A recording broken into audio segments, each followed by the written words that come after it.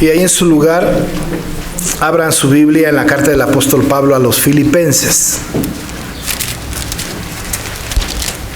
Filipenses capítulo número 3.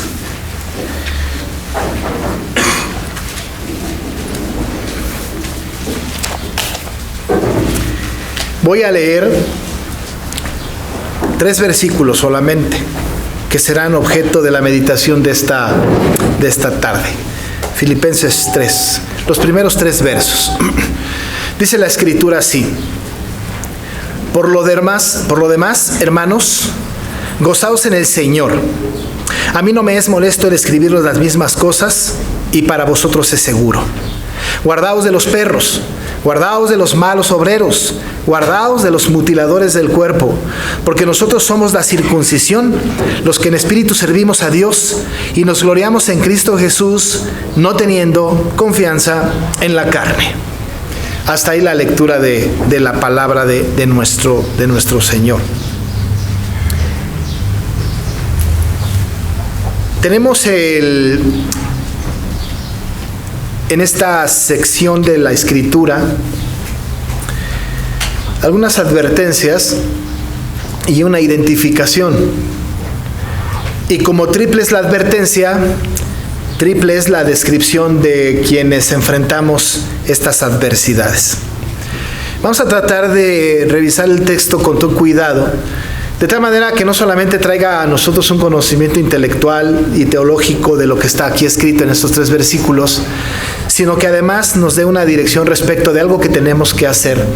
Y por otro lado, apreciar la identificación que tenemos con la cual podemos combatir aquellas cosas sobre las cuales aquí somos advertidos. El contexto es absolutamente necesario. El contexto no solamente de esta expresión, sino de toda la carta es absolutamente necesario. Porque cuando estamos hablando de este texto, estamos hablando de que Pablo le está escribiendo a una iglesia cristiana que ya hemos citado de muchas maneras. Una iglesia que ha entendido el Evangelio, una iglesia que está luchando para tener una vida de santidad y que además ha recibido una exhortación de parte del apóstol Pablo a que deben de ocuparse en esa salvación que tienen, es decir, que tienen que procurar esta vida de santificación, la cual ha sido otorgada por el Señor. En esta tarea de tratar de vivir una vida de santidad, en donde la exhortación es ocuparnos y dedicarnos diligentemente a esta tarea de salvación, hay una serie de circunstancias que el apóstol ha puesto como ejemplos y también ha puesto como condiciones. Y por ahí nos ha hablado la última vez que hablamos de este tema de la palabra del capítulo 2. Tenemos el ejemplo tanto de Timoteo como de Epafrodito, y hablábamos un poco de este ejemplo que había y que estaba siendo para nosotros ejemplar en el sentido de cómo tiene que ser nuestra conducta. Pusimos 2 ejemplos que el mismo apóstol Pablo pone, que el mismo apóstol Pablo establece, y hablamos un poco la semana pasada de la sinergia que tiene que haber por el nombre o los nombres que tienen estos personajes, y también por las tareas que ellos tienen, de cómo tenemos que trabajar como iglesia. Pero de ahí entonces pasamos al capítulo 3, en donde el capítulo 3 ya nos da algunas direcciones respecto de hacia dónde tenemos que poner nuestra atención. En algunas Biblias este texto tiene como un título arriba que no es inspirado por el Espíritu Santo, este título, pero ahí está, ¿no? Acerca de proseguir al blanco. Ciertamente tiene una intención de dirigir nuestras miradas hacia algo muy particular, aun y cuando ya ha establecido la base de dónde tiene que estar puesta nuestra mirada, que básicamente es Cristo, que Cristo es el ejemplo. Por eso él dijo: haya pues en vosotros este sentir que hubo también en Cristo Jesús, y nos lo puso como ejemplo, y ahí tiene que estar puesta nuestra mirada en Cristo, no en los hombres, no en Timoteo, no en Epafrodito, no en el propio Pablo, sino que está puesta nuestra mirada en Cristo. El apóstol está consciente de que hay algunos adversarios que tratan de desviar la mirada de los creyentes hacia otra cosa, que tratan de desvirtuar el evangelio hacia otra cosa, de tal manera que esas miradas que la gente tiene acerca de Cristo tienen que ser diferentes respecto de otros que están queriendo desviar la atención de los verdaderos creyentes. El asunto es que dentro de la iglesia de Filipos, como en las iglesias mayores, todas las iglesias a las que les escribe el apóstol Pablo, hay advertencias respecto de algunas personas que vienen de afuera.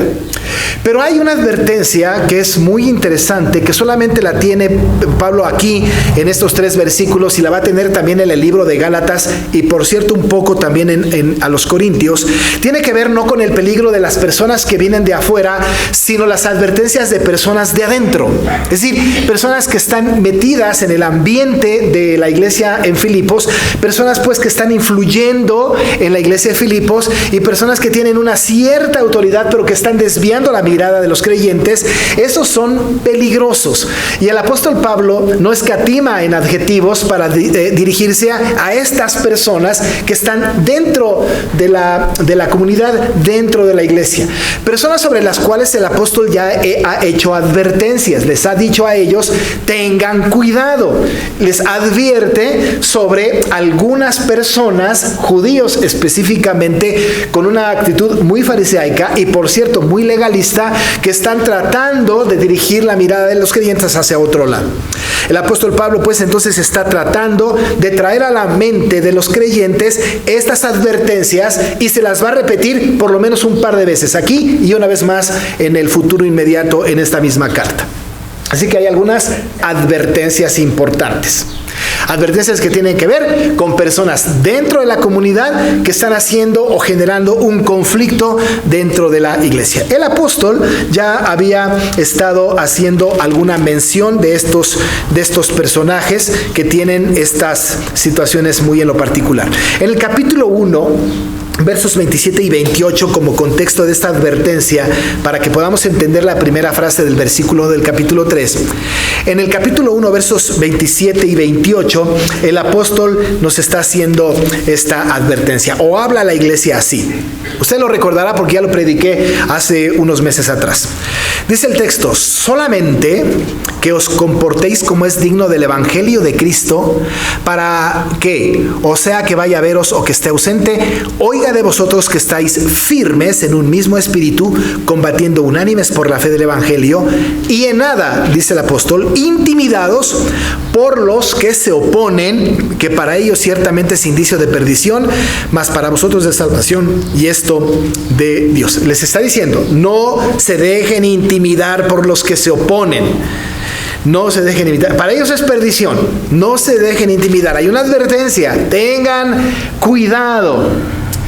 Pero el apóstol está hablando aquí en el capítulo 3 de repetir otra vez esta advertencia. De hecho, inicia el capítulo 3 diciendo: por lo demás, hermanos, les dice a ellos, después de poner el ejemplo de Timoteo, de Epafrodito y del ejemplo de Cristo, dice: por lo demás, dice él, gozaos en el Señor.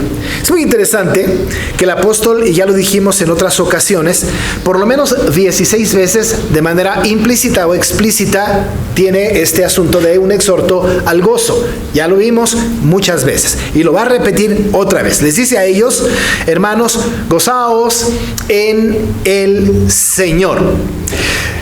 Un autor de este texto, un comentarista de este texto, nos habla y también lo liga de una manera hermosa, que gozarse en el Señor también está en la defensa del evangelio, en la defensa de la fe genuina.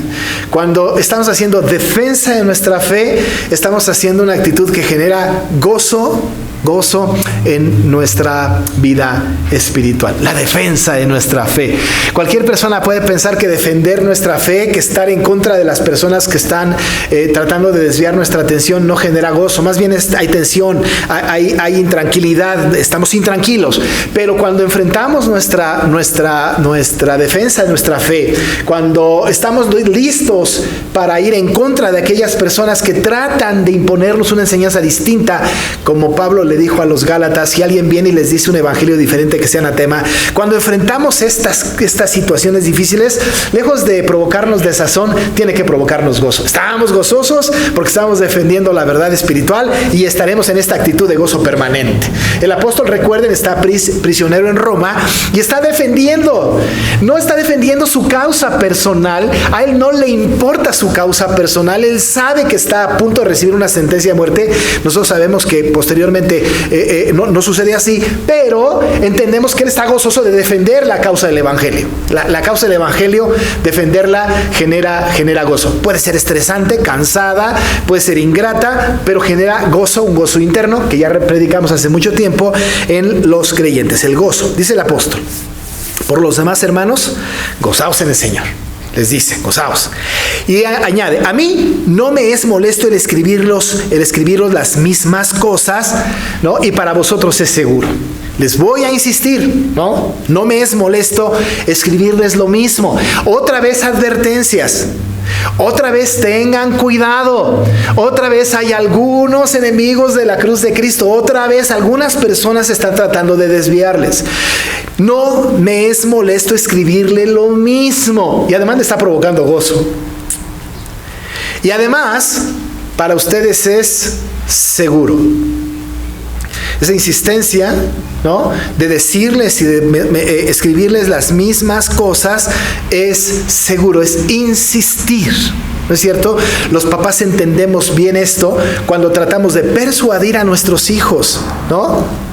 Y parecemos pues entonces taravilla, parecemos repetidores. A veces hasta fastidiamos un poco a nuestros hijos porque otra vez viene el sermón, otra vez viene el regaño, otra vez viene el exhorto, otra vez viene esta actitud. Pero estamos insistiendo porque para ellos es seguro. Porque queremos que nos escuchen, que entiendan. Por supuesto, apelamos a nuestra propia experiencia con los hijos. Pero cuando se trata de la Escritura, es importante la insistencia. Y dice el apóstol: no me es molesto escribirles las mismas cosas, porque al escribirles las mismas cosas, ustedes van a estar más seguros. Y nosotros que somos lectores implícitos, esto de lectores implícitos significa que no fue dirigida a la iglesia Dios es Amor esta carta, ¿no?, ni a las iglesias que están en el Estado de México. Fue dirigida a una audiencia muy particular, que es la iglesia que está en Filipos.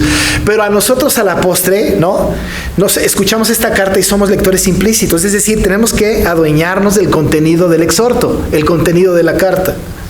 Dice el apóstol Pablo entonces: no me es molesto escribirle las mismas cosas y para vosotros es seguro. Tras esta definición, tras esta explicación del apóstol de que va a escribirnos las mismas cosas que ya escribió en el pasado, entonces nos va a hablar de ciertos enemigos que están inmiscuidos en el ambiente de la propia iglesia y los va a describir. La descripción que tiene el apóstol Pablo de estos individuos es una descripción no muy agradable, ¿no es cierto? Es decir, no se lo pensó demasiado, le salió del corazón, pues le salió de su mente, le salió a partir de todo lo que él había experimentado con este grupo de personas que eran con estas características. Mire cómo los identifica.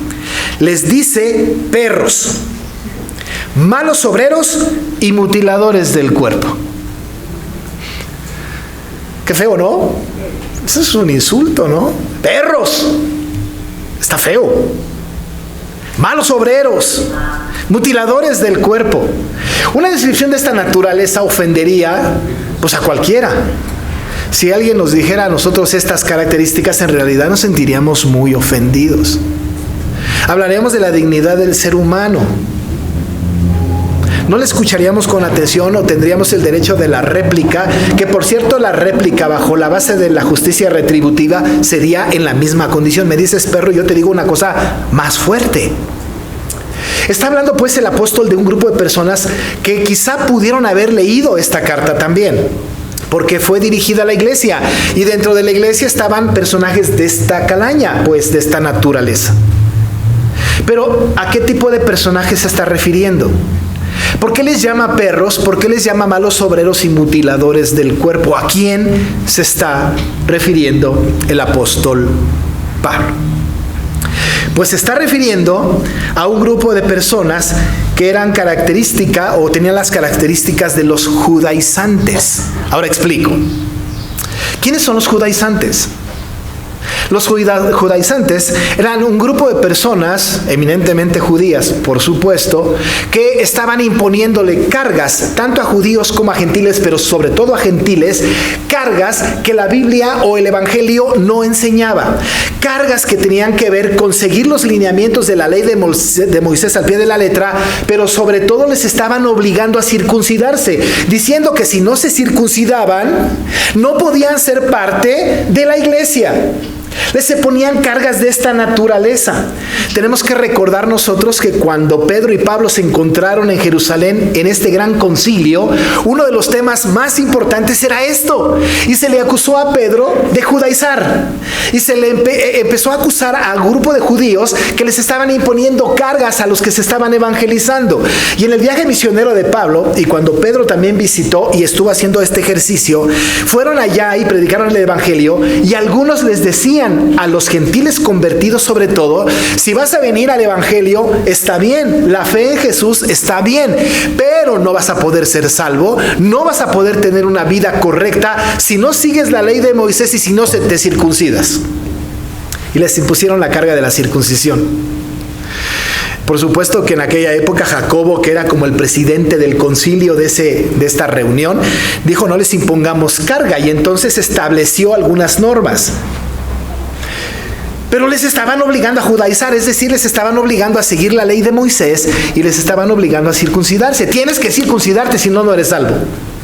Estableciendo entonces la salvación por obras, ¿no es cierto? Para que tú puedas ser salvo, tienes que cumplir ciertas características. Tienes que circuncidarte.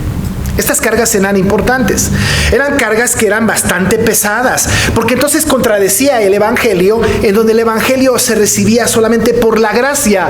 Y entonces el Señor llamaba a los que habían de ser salvos y les libraba de todo ritual. La ley ceremonial se había acabado. No hay que hacer más rituales. La fe en Jesús es suficiente. Pero aquellos judaizantes decían: no, sigan la ley de Moisés, circuncídense, si no, no son salvos. Este grupo de personas habían llegado a Filipos, o estaban en Filipos, y estaban enseñando esta perniciosa manera de pertenecer al pueblo de Dios. Y entonces el apóstol dice: ¿saben qué? Estos son perros, son malos obreros, y además son mutiladores del cuerpo. Ahora quiero decirles que no está hablando de tres tipos diferentes, está hablando de la misma o del mismo grupo de personas con tres adjetivos distintos. No había un grupo de perros, un grupo de malos obreros y un grupo de mutiladores del cuerpo. No. Era un mismo grupo con tres adjetivos muy fuertes. Muy fuertes. Quizá podemos entender al respecto de la obligatoriedad de la circuncisión en la expresión mutiladores del cuerpo, porque ellos lo que estaban buscando pues era cortar el prepucio, ¿no? Es mutilar el cuerpo para dar una muestra pues de pertenecer al pueblo de Cristo. La identificación de estos personajes entonces no tiene que ver con tres grupos distintos, sino con uno en particular. Estos judaizantes que están tratando de imponerles cargas, ¿no? Desacreditar la fe de alguna manera, consciente o inconscientemente, pero traer una carga de tienen que circuncidarse y seguir la ley de Moisés. Si no, no son salvos. El apóstol dice: estos hay que tener cuidado. Para mí, dice él, no me es molesto escribirles estas cosas, y para ustedes es seguro. El amor que hay de Pablo hacia los filipenses es absolutamente grande, y les habla de este grupo de judaizantes. Tengan mucho cuidado. Pero ¿qué les dice al respecto de este grupo? No les dice en realidad tengan mucho cuidado, sino que usa 3 veces una misma expresión. Y la expresión que utiliza 3 veces es guardaos.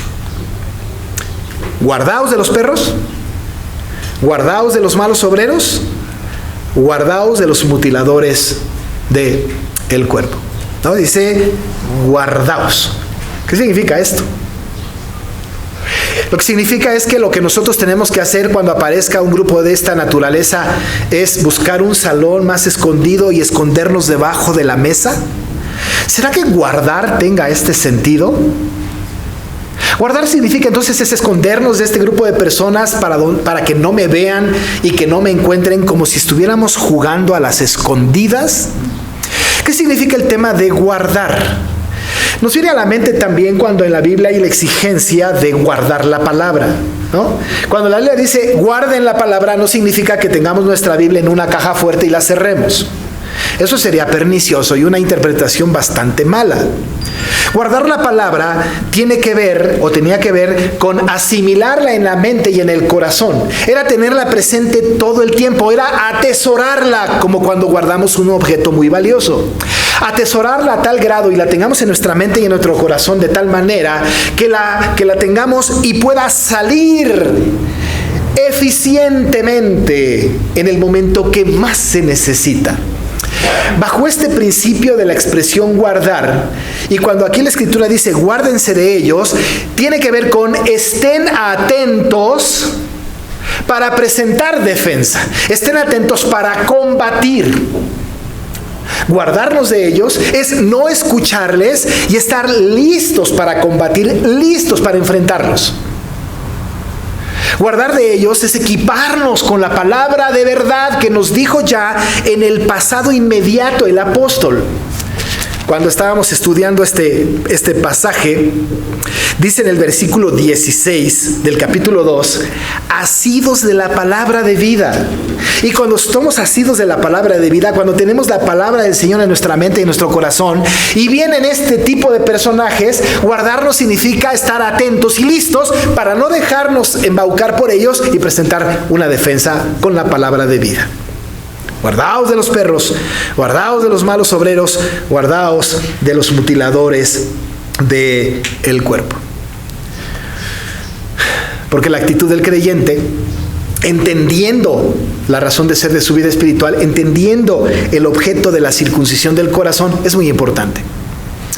De hecho, el apóstol le dijo a los romanos en el capítulo 2, versos 28 y 29, pues no es judío el que lo es exteriormente, ni es la circuncisión lo que se hace exteriormente en la carne, sino que es judío el que lo es en el interior, y la circuncisión es la del corazón, en espíritu, no en letra, la alabanza del cual no viene de los hombres, sino de Dios.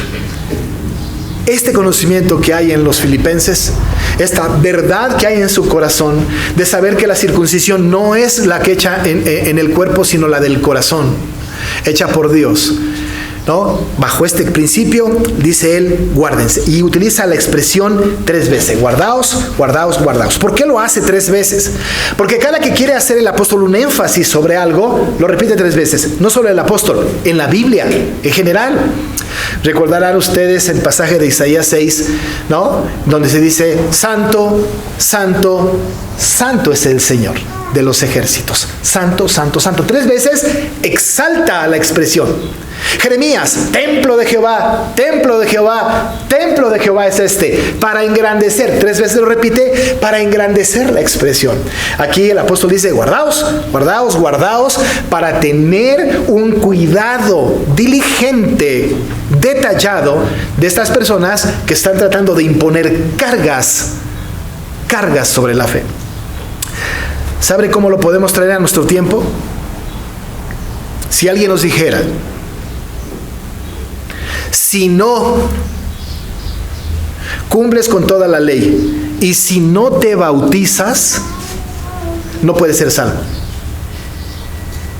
Si impusiéramos una carga de esta naturaleza, seríamos perros, malos obreros, mutiladores del cuerpo.